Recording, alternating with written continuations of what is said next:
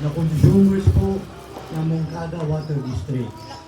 Meron pong pinapataw na 62 pesos monthly sa residential rate, 124 pesos a month commercial rate, at napakataas na industrial rate.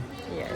Sila po ay nangungulekta ng environmental fee na hindi po makatarungan sapagkat wala po silang karapatan na magkolekta ng ganitong halaga.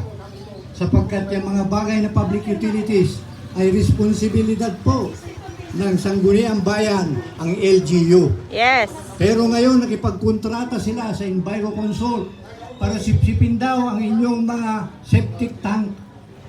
Naniningil po in advance, bayaran mo yung 5 years sa kanila gagawin yung trabaho nila. Oh my gosh. Wala pong Grabe. ganyan. Hindi pwedeng bumili ka ng sigarilyo at hindi mo babayaran. Yes. Bayaran mo sapagkat kinuha mo yung sigarilyo. Yung serbisyong sinasabi nila, Apo, iipunin nila yung koleksyon ng 5 years, hindi lang 5 years. Wow. Sapagkat forever po nakukolekta sila kung kayo ay papayag. Pero kung tututol kayo at sasalungat sa mga ginagawa nila, sa abuso nila, hindi pwedeng tayo po ay maputulan. Yes. Sapagkat binabayaran natin ang ating tubig.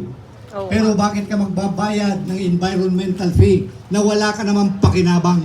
yeah, tama. Pero sisingilan ka muna, iipunin muna ang pera bago nila ipagagawa ang sinasabi nilang gagawin. Eh kung wala kang kubeta, anong sisipsipin nila? Pero kahit wala kang kubeta, pagbabayarin ka pa rin. Huwag po kayong matakot sapagkat binabayaran ninyo yung totoong konsumo ninyo ng tubig. Yes. Ang konsumo ninyo ang binabayaran ninyo, hindi yung serbisyo na bogus, fake. Ha? Bakit kayo magbabayad ng forever sa ganyang halaga at pwede pa rin nilang itaas? Ang pangungulekta po ng environmental fee is another form of taxation. Ito ba'y inapruban ng Senado? Inapruban ba ito ng Kongreso? Meron po bang bill na nagsasabi na tayo ay magbabayad ng ganyan? Kung gusto ng Sangguniang Bayan, ipasok nila sa BIR, sa Kongreso, Senado, na magkaroon ng bill na magbayad tayo ng environmental fee, saka tayo sumunod kung yan ay naisa batas. Yeah, tama. So mga kababayan, Tama. sinasabi ko sa inyo, hindi kayo pwedeng putulan ng tubig kung hindi kayo magbayad ng environmental fee.